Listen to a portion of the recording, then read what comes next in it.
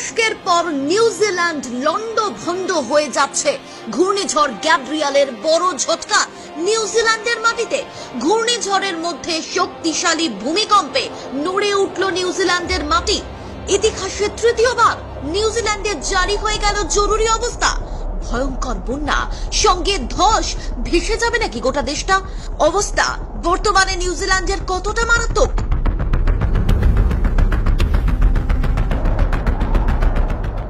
আপনি প্রার্থনা করুন তুরস্কের মতো যাতে পরিস্থিতি নিউজিল্যান্ডের না হয়, বিশ্বকে যাতে আরেকটা তুরস্ক না দেখতে হয়।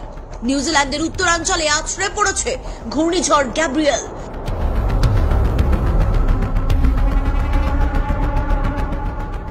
অতি শক্তিশালী সাইক্লোনের ধাক্কায় লন্ডভন্ড নিউজিল্যান্ডের বহু এলাকা।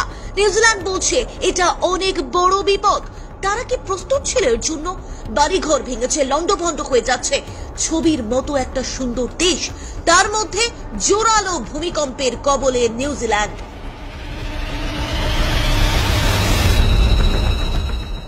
এই ঘূর্ণিঝড় এতটাই শক্তিশালী ছিল যে তার আসার আগে থেকেই বিদ্যুৎহীন হয়ে পড়ে হাজার হাজার মানুষ, বহু এলাকা।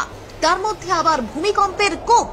সোমবার তো ৩৮,০০০ বাড়িতে বিদ্যুৎই ছিল না। বন্যার ফলে অনেক শহর বিচ্ছিন্ন হয়ে পড়েছে।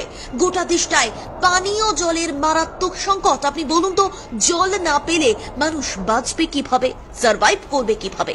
নর্থ আইল্যান্ড থেকে মানুষকে, জনতাকে নিরাপদ জায়গায় নিয়ে যাওয়া হচ্ছে।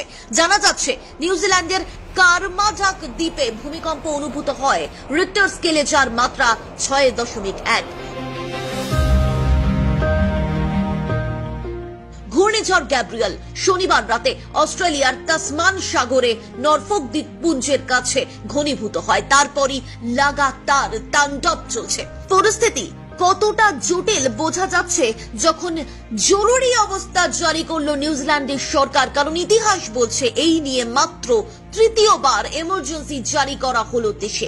এর আগে একবার ২০১১ সালে ক্রাইস্ট চার্চে ভূমিকম্পের পর এবং দ্বিতীয়টি কোভিডের সময় জারি করা হয়েছিল। বাতিল করে দেওয়া হয়েছে নিউজিল্যান্ডের ৫০০-র বেশি ফ্লাইট। বাসিন্দাদের স্থানীয় আশ্রয় শিবিরগুলোতে চলে যেতে হয়েছে। সংবাদ সংস্থা AFP জানিয়েছে, ঘূর্ণিঝড়ের জেরে অনেক এলাকায় বন্যার কারণে সড়ক ক্ষতিগ্রস্ত হয়েছে।